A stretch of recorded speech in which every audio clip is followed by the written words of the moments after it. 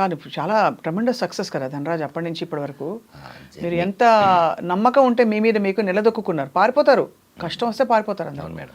Food లేదు 4 రోజులు కష్టం వస్తే పారిపోతారు. అవును మేడం, వెళ్ళిపోతారు. చూశాను మేడం, నేను నన్ను ఇన్స్పిరేషన్ తీసుకొని వచ్చిన వాళ్ళు ఉన్నారు, వెళ్ళిపోతారు. నేను అలా అడిగిన వాళ్ళకి ఒకటే చెప్పాను, తమ్ముడు నాకు అప్పుడు ఏంటంటే ఆర్థిక పరిస్థితి బాగోక, నేను 9వ తరగతి చదవడం వల్ల వేరే ఆప్షన్ లేక, వెనక్కి వెళ్తే కూడా ఏం చేయలేమన్న ఒక భయం, ముందుకే వెళ్ళాలని ఒక గోల్, అలా వచ్చాను.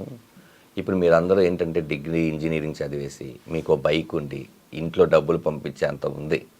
మాలాగా ఫోటోలు పట్టుకుని తిరగాల్సిన అవసరం లేదు. మీకు యూట్యూబ్ ఉంది, కొన్ని ప్లాట్ఫామ్స్ ఉన్నాయి, పరిచయాలకి ఈజీగా మొబైల్స్ ఉన్నాయి, ఫేస్బుక్, ఇన్స్టాగ్రామ్, ఏదో ఒకటి మీ టాలెంట్ చూపించుకోవడానికి ఎన్ని ఆప్షన్స్ ఉన్నాయి కదా.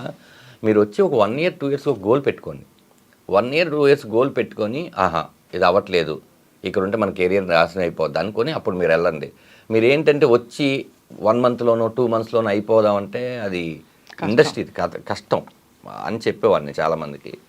అదే మేడం, ఏంటంటే మనకు వేరే ఛాన్స్ లేక, ఎందుకంటే నా పర్సనాలిటీకి నేను మోటలు మొయ్యలేను, ఏ జాబు చేయలేను, నాకు ఓన్లీ ఇదొక్కటే కనిపించింది. ఇందులో నేను ఎలాగైనా, ఒకసారి మీరు చూస్తే ఇండస్ట్రీలోనే ఉండాలని నేను ఎంత తప్పనగా ఉన్నానంటే, ఇప్పుడు కూడా యాక్టర్గా చేశాం, జబర్దస్త్ చేసిన తర్వాత దాని ముందు సినిమాలు చేసాం, బిగ్ స్క్రీన్ అయినా చిన్న స్క్రీన్ అయినా స్క్రీన్ సైజ్ మారుతుంది కానీ మన యాక్టింగ్ మారదనుకొని అన్నీ చేసాం.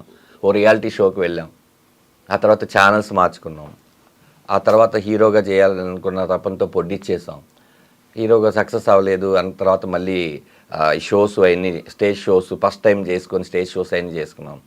ఆ తర్వాత లేదు మళ్ళీ దీన్ని చేయాలని డైరెక్షన్ చేసాం. అంటే ఇక్కడ ఈ క్రాఫ్ట్స్లోనే వర్క్ చేయడం తప్ప నాకు వేరే వర్క్ రాదు. అవును, ఇక్కడే ఉంటాను మేడం. రేపొద్దున ఇది కాకపోయినా ఇంకా ఏదైనా యూట్యూబ్లో అయినా వెళ్తాను, లేకపోతే ఏదైనా చేస్తాను, లేకపోతే మిమ్మల్ని చూసి ఇన్స్పైర్ అయ్యి ఏదైనా ఇంటర్వ్యూలు అయినా స్టార్ట్ చేస్తాను, కానీ నేను ఎక్కడికి వెళ్ళలేను మేడం. ఇక్కడ ఇది అలవాటు అయిపోతే ఇంకెక్కడికి వెళ్తారు? ఇదొక మీరు వెళ్ళాల్సిన అవసరం కూడా రాదు అసలు. చెప్పలేం కదా, వ్యసనం. కరోనా వస్తుందని మనం అనుకున్నావా? అదే అలా చూస్తే అంటే అందరికీ పెద్ద కష్టం వస్తుంది, దానికి అంత పెద్ద సొల్యూషన్ పక్కనే ఉంటుందని నమ్ముతాను నేను. అది ఒక రకంగా మంచి పని చేసింది, ఒక రకంగా అంతే కదా. సో అయితే మరి అది అలా జబర్దస్త్లో మాత్రం మీరు జబర్దస్త్గా ఉన్నారు. అవును మేడం, మంచి పేమెంట్, అంటే చాలా మంచి పేరు వచ్చింది, మంచిగా మీరు స్థిరపడింది అక్కడే కదా. అవునండి, అసలు నాకు సినిమా ప్రొడ్యూస్ చేయడానికి కూడా డబ్బులు ఇచ్చిందంత చేసిందండి జబర్దస్త్. అవును, చాలా మంచి మంచి ఇన్నింగ్స్ అది. అవునండి, ఇప్పటికీ చాలామంది జబర్దస్త్ మానేసిన విషయం తెలియక, సార్ జబర్దస్త్లో మీ స్కిట్స్ చాలా బాగుంటాయండి అని అంటుంటారు. అంటే అది రిపీట్ టెలికాస్ట్ అవ్వడమో, లేకపోతే అది యూట్యూబ్లో ఉండిపోవడమో, లేకపోతే వాళ్ళు అప్పుడు చూసుండడమో. నాకు ఇప్పుడు మా అమ్మ నాన్న ధనరాజ్ అని పేరు పెట్టారండి. ఎక్కడో ఒక 2-3 కలిసి, పంతులు గారు వాళ్ళందరూ కలిసి పెట్టిన పేరు. మొత్తం తెలంగాణ, ఆంధ్రప్రదేశ్ కొన్ని దాంట్లో ఆ పేరు ఇంత దూరం వచ్చింది అందరికీ తెలిసి అనడం చాలా గొప్ప విషయం. అయితే జబర్దస్త్ అనేది సినిమా థియేటర్కి తీసుకెళ్తుంది మేడం, టీవీ వాళ్ళ బెడ్రూమ్కి వచ్చేస్తుంది. అవును, ఆ చిన్న పిల్లలు కూడా అంటే ధనరాజ్ అనడం నాకు చాలా హ్యాపీగా అనిపించింది. అంటే నా ఇంటి పేరు కన్నా ముందు ఈ ధనాధన్ అనేది కూడా యాడ్ అయిపోయి ఉంది. గొప్ప విషయం మేడం. అంటే ఉన్నాయి, మన కష్టానికి కొన్నిసార్లు ఫలితం దక్కింది, కొన్నిసార్లు దక్కాలని కోరుకుని దక్కలేదు.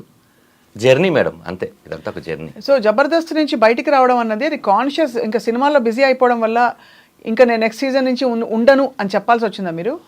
కాదు మేడం, ఇది టోటల్గా ఏంటంటే జబర్దస్త్ మానేయాలని నేనైతే ఎప్పుడు అనుకోలేదు. మాకేంటంటే 13 ఎపిసోడ్లు అని చెప్పారు. అది రేటింగ్ బాగా వచ్చేసరికి మళ్ళీ 13 ఎపిసోడ్లు కంటిన్యూ చేసి, అప్పటికి కూడా నేను అప్పటికే నాకు తెలిసి జగడం, పరుగు, ఇట్లా కొంచెం మన పిల్ల జమీందారు, ఇలాగ నేను సినిమాలో కూడా కొంచెం నోటెడ్గానే గోపి ఉన్నాను మేడం. అయితే ఏమైపోయిందంటే మాకు అప్పుడు రోజుకు 3 ఎపిసోడ్లు తీసేవాళ్ళు మేడం. అంటే మార్నింగ్ ఒక 10 o'clock స్టార్ట్ అయితే ఒక 6 టీమ్ లీడర్స్ చేసేసరికి అది ఒక 4, రిజల్ట్స్ అంత అయినాక 5 బ్రేక్, మళ్ళీ 1 hour తర్వాత మళ్ళీ ఒక స్కిట్, అది రాత్రి 11-12 మళ్ళీ ఒక బ్రేక్, మళ్ళీ 1 గంటకో 2 అది మళ్ళీ 4 అయిపోయేది, 4-5 అట్లా 3 ఎపిసోడ్లు తీసేవాళ్ళు. 3 ఎపిసోడ్లు తీసిన తర్వాత మేము ఇంటికి వెళ్ళి ఇంకా పడుకోవాలి. పడుకున్న తర్వాత ఆ డే పోయింది. ఆ నెక్స్ట్ డే నుంచి మళ్ళీ నెక్స్ట్ వీక్కి సంబంధించిన కాన్సెప్ట్ ఏంటి రాసుకోవాలి. మీరే రాసుకునేవారు? అంటే మేము ఇప్పుడు నా స్కిట్లకి ఇప్పుడు ప్రసన్న బెజవాడ అనే అతను ఉండేవాడు, నా దాంట్లో రాటో రాంప్రసాద్ ఉండేది. ఏదున్నా కూడా టీమ్ లీడర్ ఐడియాలజీ నుంచే, మీరు ఏది చెప్పినా కూడా ఇది బాగాలేదు బాగుందని చెప్పడానికి టీమ్ లీడరే మెయిన్ ఉంటుంది. వాళ్ళ కాన్సెప్ట్ చెప్పినాక అది నచ్చలేదు, ఇలాంటి కాన్సెప్ట్ వేరే వాళ్ళు చేస్తున్నారు అని అనేవాళ్ళు. అప్పుడు అది రాసుకోవడానికి ఒక 2-3 రోజులు పట్టేది. ఈ 2-3 రోజుల తర్వాత రిహార్సల్స్ తర్వాత షూటింగ్, మళ్ళీ షూటింగ్, సేమ్ ప్రాసెస్. ఇప్పుడు టోటల్గా మనకి ఏంటంటే వేరే సినిమాకి డేట్లు ఇవ్వడానికి, ఇప్పుడు సినిమా డేట్లు ఎలా ఉంటుంది కాంబినేషన్, అవును సేమ్ ఇక్కడ కూడా కాంబినేషన్. నాగబాబు గారు, రోజా గారు, ఇటు అనసూయ గారు, లేకపోతే రష్మి గారు, మిగతా 6 టీమ్ లీడర్లు, కంటెస్టెంట్లు, ఫ్లోరు, ఇన్ని ఉండే.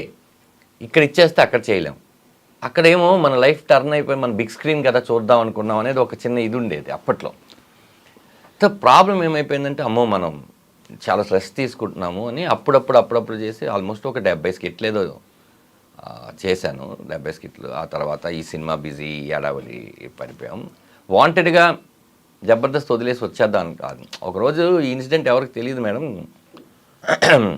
మీరు వేణుని కూడా ఇంటర్వ్యూ చేశారు, నేను చూశాను. ఇప్పుడు మీరు వేణుని వేణు చెప్తాడేమో అని కొంచెం చూశాను. నేను యాక్చువల్లీ పనిలేని పులిరాజు అని ఒక సినిమా జరుగుతుంది మేడం, నేను హీరోగా చేస్తున్నాను. అది యూసుఫ్ గూడ్లో గణపతి ఎదురుగా ఫోటోషూట్ ఏదో జరుగుతుంటే వేణు అండ్ ఏడుకొండల మేనేజర్ వచ్చారు. వచ్చి ఆలీ గారు ఆలీ టాగీస్ అని ఒకటి చేస్తున్నారు, సడన్గా ఆయనకి ఏదో డేట్లు ఇబ్బంది వల్ల చేయట్లేదు, ఇప్పుడు దాన్ని మా టాగీస్గా మార్చారు. దాంట్లో వేణు నువ్వు ఇద్దరు యాంకర్ బాగుంటుంది అనగానే నేను వేణు వచ్చాడు. ఏంటంటే లేదు చేద్దాం, ఎంతకాలమైన మనం కంటెస్టెంట్గా ఉంటాము, చేద్దాం అంటే అయితే ఒక పని చేద్దాం, ఒకసారి దీప్తి గారికో కీర్తి గారికో మల్లెమాలకి చెప్దామంటే అప్పుడు వేణు అన్నాడు లేదు ఆ షో వేరు ఈ షో వేరు, అది గురువారం ఎప్పుడు వస్తుంది, ఇది ఆదివారం మధ్యాహ్నం వస్తుంది, ఇక్కడ మనం ఏంటి కమెడియన్స్, అది ప్రాబ్లం ఏమి ఉండదు కదా అన్నారు. సరే అయినా కూడా ఒకసారి చెప్తే బెటర్ ఏమో అన్నాను. వేణు సరే నువ్వు వెళ్ళి చెప్పు అన్నాడు. నేను ఏం చేశానంటే ఇక్కడ నెక్స్ట్ డేనే షూట్ చేస్తాం. షూట్ చేసేసి నేను వెళ్ళి ఇట్లా మేడంతో మాట్లాడాను, శ్యామ్ ప్రసాద్ గారి వాళ్ళ పాపతో.